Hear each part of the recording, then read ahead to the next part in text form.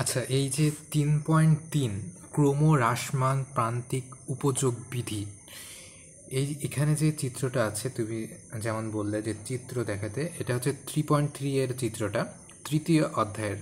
তো এইখানে আমরা চিত্রতে দেখতে পাচ্ছি সেটা হচ্ছে আমাদের যতটুকু আমদানি আছে, অর্থাৎ আমাদের কাছে যতটুকু পরিমাণ আছে, উপযুক্ত যতটুকু আছে, সেটার তুলনা করার জন্য সেটাকে গ্রাফের মাধ্যমে আমরা কিভাবে দেখাতে পারি সেটাই আমাদের এখানে দেখানো হয়েছে। যেমন কি এখানে আমের পরিমাণ এখানে আছে, আর হচ্ছে প্রান্তিক উপযোগ ও দাম, প্রান্তিক উপযোগ ও দাম। অর্থাৎ আমরা গত যে ভিডিওটাতে আলোচনা করেছিলাম যে উপযোগ আসলে কি, উপযোগ কি, তারপর প্রাচুর্যতা কি, সেগুলো নিয়ে আমরা গত ভিডিওতে আলোচনা করেছিলাম। সুতরাং এটা বুঝতে আমাদের এখন সহজ হবে যে যেটার আসলে উৎপাদন বেশি, সেটার চাহিদা কম।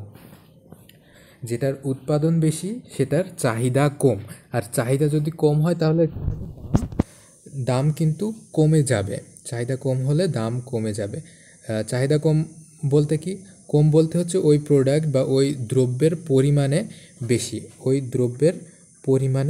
বেশি। এখানে আমের উদাহরণ দেওয়া হয়েছে। আম যদি পরিমাণে বেশি হয় তাহলে কী হবে, তার চাহিদা কম হবে। আম পরিমাণে বেশি হলে চাহিদা কম হবে। আচ্ছা, তাহলে ঠিক সেইভাবে আম বেশি হলে চাহিদা কম হবে, আর চাহিদা যদি কম হয় তাহলে দাম কি হবে, দাম অবশ্যই কম হবে। তাহলে দেখো এখানে গ্রাফটাতে লক্ষ্য করো চিত্রটা, এখানে শূন্য থেকে শুরু হয়েছে। তাহলে এখানে দেখো এই যে গ্রাফের এই উপর বরাবর কি, এই উপর বরাবর হচ্ছে টাকা মানে হচ্ছে চাহিদা। অর্থাৎ চাহিদা যত বেশি, ডিমান্ড যত বেশি, উপযোগ তত বেশি।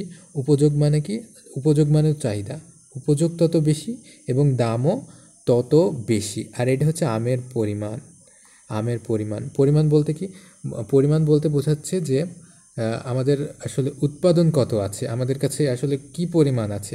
আমাদের কাছে যত বেশি পরিমাণ থাকবে চাহিদা কি তত কম হবে। আমাদের কাছে যত বেশি পরিমাণ থাকবে চাহিদা তত কম হবে, আর আমাদের কাছে যত কম পরিমাণ থাকবে চাহিদা তত বেশি হবে, আর দামও তত বেশি হবে, উপযোগ তত বেশি হবে।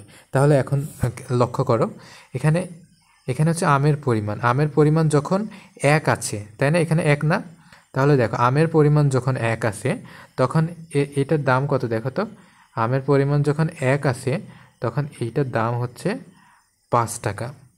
ঠিক আছে, আমের পরিমাণ যখন 2 তখন এটা দেখো তো, এটা কত, এটা হচ্ছে 4। আমের পরিমাণ যখন 2 তখন এর দাম হচ্ছে 4 টাকা। আমের পরিমাণ যখন 3 তখন দেখো তো দাম কত, দাম হচ্ছে 3 টাকা। আমের পরিমাণ যখন 4 তখন দেখো তো দাম কত, 2 টাকা।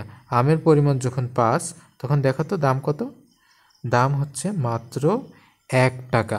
তাহলে এখান থেকে কি বুঝলে, এখান থেকে বুঝতে পারছো এটাই যে আম যখন কম ছিল তখন দাম বেশি ছিল, আম যখন অনেক বেশি আছে তখন দাম আরও অনেক বেশি আছে।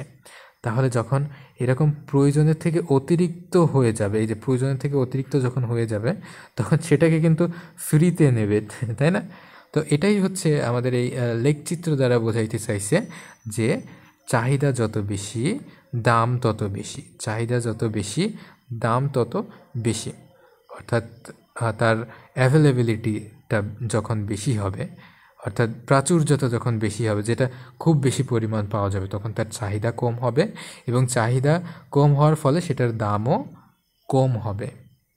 তাহলে আশা করি বুঝাইতে পারছি যে উপযোগ, দাম এবং এর সাথে টাকার বা অর্থনীতির কী সম্পর্ক।